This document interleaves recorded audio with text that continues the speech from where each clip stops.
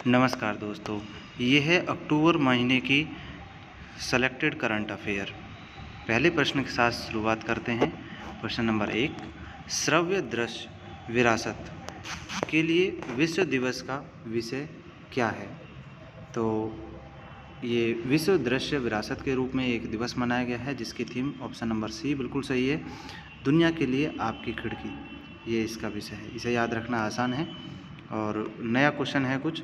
और हाँ, ये जानते हैं कि ये दिवस किस तारीख को मनाया जाता है या मनाया गया है? ये 27 तारीख को, 27 अक्टूबर को ये दिवस मनाया जाता है। और इसकी एक्सप्लेनेशन देखते हैं क्वेश्चन की। इसकी व्याख्या में है, ऑडियो विजुअलाइजेशन के लिए 2021 में विश्व दिवस का विषय आपकी विंडो टू द वर्ल्ड, ये इसका विषय रहा है। आगे आता है प्रश्न नंबर 2। प्रश्न नंबर 2 में देखते हैं हम, पेगासस जासूसी के आरोप की जांच के लिए सुप्रीम कोर्ट द्वारा गठित विशेषज्ञ समिति में कितने सदस्य हैं? है ना, पेगासस का आपने नाम पहले भी अगर आप न्यूज़ देखते हैं तो आपको अच्छी तरह से पता लग गया होगा कि पेगासस एक हेडलाइन है आज के समय की। तो इसका जवाब होगा ऑप्शन नंबर बी, यानी कि 3 सदस्यों की समिति बनाई गई है। आओ इसके एक्सप्लेनेशन जानते हैं। और सुप्रीम कोर्ट ने पेगासस स्पाईवेयर का उपयोग करने वाले, ये निगरानी करने वाला कुछ इस तरह से है जिससे सरकार किसी पर भी निगरानी रख सकती है, करने वाले पत्रकारों और राजनेताओं के लक्षित निगरानी की जांच के लिए 3 सदस्यीय विशेषज्ञ समिति का गठन किया गया है। तो सबसे पहले क्वेश्चन बन जाता है कि पेगासस में किसके लिए इस्तेमाल किया जा रहा है? पत्रकारों के लिए और राजनेताओं के लिए, है ना, जो ठीक है। तो इसमें 3 सदस्यीय समिति का गठन किया गया है जिसमें विशेषज्ञ हैं सभी। अगला आता है प्रश्न नंबर 3, किस मंत्रालय ने आज़ादी का अमृत महोत्सव के एक भाग के रूप में अमृत महोत्सव पॉडकास्ट लॉन्च किया है? अमृत महोत्सव पॉडकास्ट लॉन्च किया है। तो इसका होता है संस्कृति मंत्रालय, यानी कि ऑप्शन नंबर सी इसका सही जवाब होगा। सांस्कृतिक मंत्रालय ने अमृत महोत्सव पॉडकास्ट लॉन्च किया है। ये आज़ादी अमृत महोत्सव मनाया गया देश में, जिसे गृह मंत्रालय मनाता है, और इसकी जो लॉन्चिंग की है संस्कृति मंत्रालय ने की है। और देखते हैं इसके एक्सप्लेनेशन। केंद्रीय संस्कृति और पर्यटन मंत्री श्री जे.के. नड्डी, ठीक है, जे.के. रेड्डी जी ने मंत्रालय द्वारा आज़ादी का अमृत महोत्सव उत्सव के एक भाग के रूप में अमृत महोत्सव पॉडकास्ट को लॉन्च किया है। ठीक है, तो आसानी से याद रखा जा सकता है ये क्वेश्चन भी। अगला आता है प्रश्न नंबर 4। इस प्रश्न में कहा गया है कि वित्त मंत्री निर्मला सीतारमण ने, ठीक है, वित्त मंत्री जी होगी हमारी, एशियन इंफ्रास्ट्रक्चर इन्वेस्टमेंट बैंक, ये एशियन इंफ्रास्ट्रक्चर इन्वेस्टमेंट बैंक के बोर्ड ऑफ गवर्नर्स की 6ठी वार्षिक बैठक में भाग लिया है। तो इस बैठक का विषय क्या था? तो सबसे पहले एशियन इंफ्रास्ट्रक्चर इन्वेस्टमेंट बैंक, है ना, में किसने भाग लिया है? श्रीमती जो हमारी वित्त मंत्री निर्मला सीतारमण जी ने। और इस प्रश्न का जवाब देखते हैं ऑप्शनों में। आज निवेश करना और कल बदलना, ये इसकी थीम है ना, ये इस सवाल की थीम होगी जिसमें सीतारमण जी ने भाग लिया है इंफ्रास्ट्रक्चर वाले में। और इसी के साथ इसकी एक्सप्लेनेशन भी देख लेते हैं कि इसकी एक्सप्लेनेशन किस तरह से है। AIIB की वार्षिक बैठक का जो विषय है, आज का निवेश और कल का परिवर्तन, ये इस AIIB की वार्षिक बैठक का विषय हो गया। अगला आता है प्रश्न नंबर 5। पहली बार राज्य सरकार ने स्वामित्व वाली वन्यजीवी DNA विश्लेषण प्रयोगशाला किस शहर में शुरू की है? तो इस प्रश्न का जवाब हो जाएगा हमारा, तो इस प्रश्न का हमारा जवाब होगा ऑप्शन नंबर ए, है ना। तो option number A Nagpur, Maharashtra के नागपुर में इसका इस प्रयोगशाला को शुरू किया गया है। और इसकी एक्सप्लेनेशन देखते हैं प्रश्न नंबर 6 की। आगे आता है प्रश्न नंबर 6। प्रश्न नंबर 6 में पूछा गया है कि संयुक्त राष्ट्र विश्व श्रव्य दृश्य विरासत दिवस इनमें से किस दिन मनाया गया। बिल्कुल वही क्वेश्चन रिपीट हुआ है। इसका जवाब बिल्कुल आसानी से दिया जा सकता है 27 अक्टूबर। और अगर आपको याद है तो आप वीडियो को पॉज करके इसका जो सबसे पहला क्वेश्चन था उसका विषय कमेंट में ज़रूर लिख के बताएं।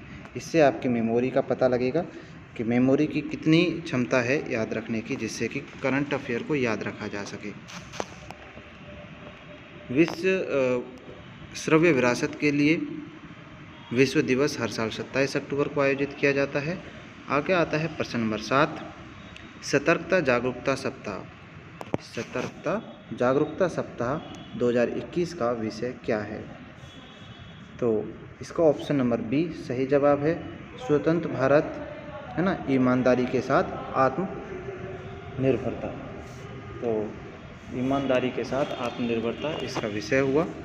आगे आता है हमारा प्रश्न नंबर, इसकी एक्सप्लेनेशन देखते हैं। ठीक है, इसमें इस तरह से 875 करके स्वतंत्र भारत, क्योंकि 75वां स्वतंत्रता दिवस मनाया है भारत में।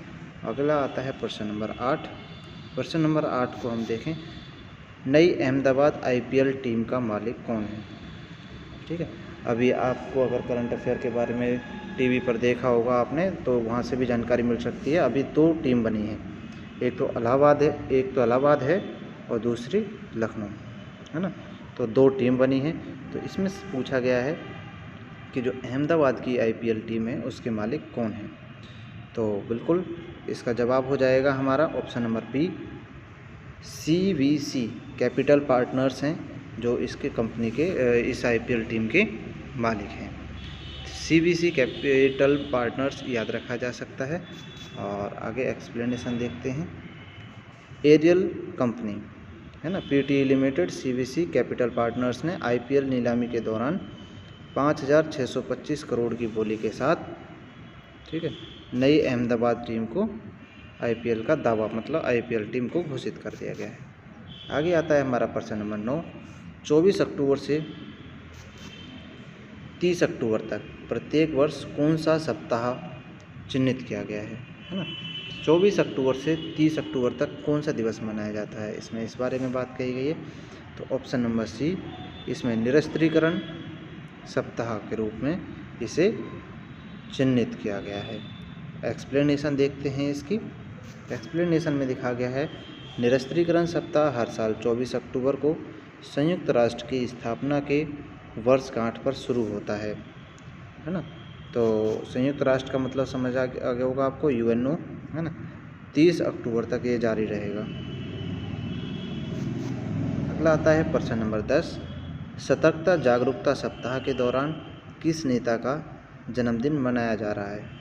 तो सतर्कता जागरूकता का जो सप्ताह है उसके किस नेता का, तो इसमें चलते हैं हम option number D, Chandrashekhar Azad ji का जन्म दिवस मनाया जा रहा है, जो सतर्कता जागरूकता अभियान है उसके रूप में। केंद्रीय, इसका एक्सप्लेनेशन है, केंद्रीय सतर्कता आयोग यानी कि CVC द्वारा चंद्रशेखर आज़ाद के जन्म दिवस पर 26 अक्टूबर से 1 नवंबर तक सतर्कता जागरूकता अभियान सप्ताह के रूप में 2021 में मनाया जा रहा है। अगला आता है हमारा प्रश्न नंबर 11। गूगल ने ऑटो विचर्ले को उनके 108वें जन्मदिन पर सम्मानित किया है। उन्हें निम्नलिखित में से किस आविष्कार के लिए जाना जाता है ना। तो जो ऑटो विचर्ले हैं उन्हें किस आविष्कार के लिए जाना जाता है। तो ऑप्शन नंबर सी, संपर्क लेंस के लिए जाना जाता है। अगर आप देखेंगे तो गूगल जब आप यूज़ करते हैं तो गूगल पर कुछ ना कुछ लिखा बना आता है गूगल पर, तो उस समय पर वहीं से क्वेश्चन बन जाता है कि इसे क्यों और किस कारण से या किसके जन्मदिन पर मनाया जा रहा है। तो इसकी एक्सप्लेनेशन है, चेक केमिस्ट, है ना, ऑटो विचर्ले वह व्यक्ति हैं जिन्होंने सॉफ्ट कॉन्टैक्ट लेंस का आविष्कार किया था, यानी कि सॉफ्ट कॉन्टैक्ट लेंस का इन्होंने आविष्कार किया था, जिनका नाम है ओटो विचर्ले। उसके लिए गूगल ने डूडल बनाया था। Question number 12। क्वेश्चन नंबर 12 में आता है हमारा Jaynagar Kurtha cross border rail link, है ना। बॉर्डर रेल लिंक के संदर्भ में कुर्था किस देश में स्थित है? एक Jaynagar Kurtha cross border rail link बन रहा है, तो इसमें पूछा गया है कि कुर्था किस देश में है। तो इसका ऑप्शन नंबर ए सही हो जाएगा हमारा, ऑप्शन नंबर ए नेपाल। तो याद रखा जा सकता है भारत और नेपाल के बीच ये रेल लिंक है ना। तो इसमें जो कुर्था है वो जापान में आता है और जयनगर भारत का हिस्सा है। इसी के साथ देखते हैं आगे एक्सप्लेनेशन में। भारत सरकार GOI की ओर से इरकॉन इंटरनेशनल ने जयनगर से कुर्था तक का नया कमीशन क्रॉस बॉर्डर रेलखंड नेपाल सरकार को सौंप दिया है। अगला आता है प्रश्न नंबर 13। मर्चेंट पार्टनर्स को तत्काल वॉइस आधारित भुगतान अलर्ट प्रदान करने के लिए किस बैंक ने QR code sound box launch किया है? QR code sound box launch किया है, तो इसके लिए है ऑप्शन नंबर हमारा डी, है ना। AU स्मॉल फाइनेंस बैंक ने एक QR code sound box launch किया है, जिससे कि जितना भी हम पेमेंट करते हैं तो वो वॉइस के हिसाब से कलेक्ट किया जा सके। अगला आती है हमारी एक्सप्लेनेशन में अगर हम देखें तो AU स्मॉल फाइनेंस बैंक ने मर्चेंट पार्टनर्स के तत्काल वॉइस आधारित भुगतान अलर्ट प्रदान करने के लिए एक QR कोड साउंड बॉक्स को लॉन्च करने की घोषणा की है। तो यहाँ पर इसका एक्सप्लेनेशन हो जाता है। अगला आता है हमारा प्रश्न नंबर 14। प्रश्न नंबर 14 में पूछा गया है AII के बोर्ड ऑफ गवर्नर्स की 6ठी वार्षिक बैठक AIIB द्वारा किस देश के साथ साझेदारी को आयोजित की गई है?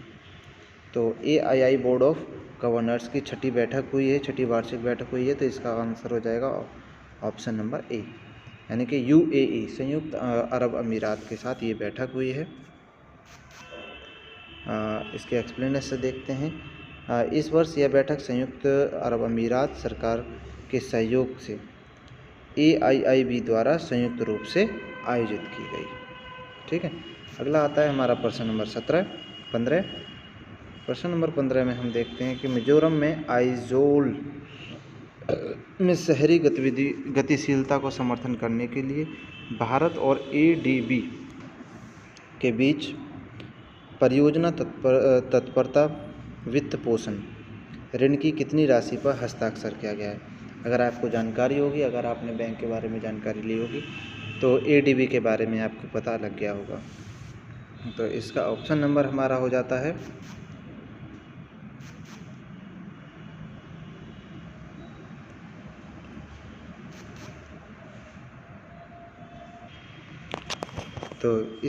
हो जाएगा ऑप्शन नंबर ए, 4.5 मिलियन राशि की जो परियोजना है उस पर हस्ताक्षर किया गया है।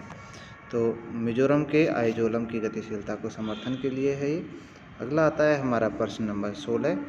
हैदराबाद क्रिकेट एसोसिएशन ने शहर में दुनिया के सबसे बड़े बल्ले, है ना, दुनिया के सबसे बड़े बल्ले Guinness book of world record में को प्रमाणित किया गया है। बल्ले की ऊंचाई क्या है? आपको पता होगा कि जो गिनीज बुक है उसमें दुनिया के ऐसे कारनामे जो ज़्यादा छोटे, ज़्यादा बड़े या सबसे कुछ हटके, मतलब वो चीज़ है पहले से लेकिन उसमें कुछ विशेष है ना, तो उसके रिकॉर्ड्स उसमें नोट किए जाते हैं। तो इसके लिए हमारा हो जाएगा ऑप्शन नंबर, बल्ले की ऊंचाई के लिए इसमें होगा ऑप्शन नंबर ए, 48.60 फीट इस बैट की लंबाई है, जिसे गिनीज बुक वर्ल्ड बुक में नोट किया गया है। अगला आता है हमारा प्रश्न नंबर 17। अभ्यास कोंकण शक्ति 2021 किस देश के साथ भारतीय सशस्त्र बलों का पहला त्रिसेवा अभ्यास है? इसका हो जाएगा हमारा option number A, United kingdom. तो कोंकण शक्ति आप जानते होंगे कि भारत का कौन से हिस्से को कोंकण कहा जाता है, तो आप इसे कमेंट में लिख के ज़रूर बताएं।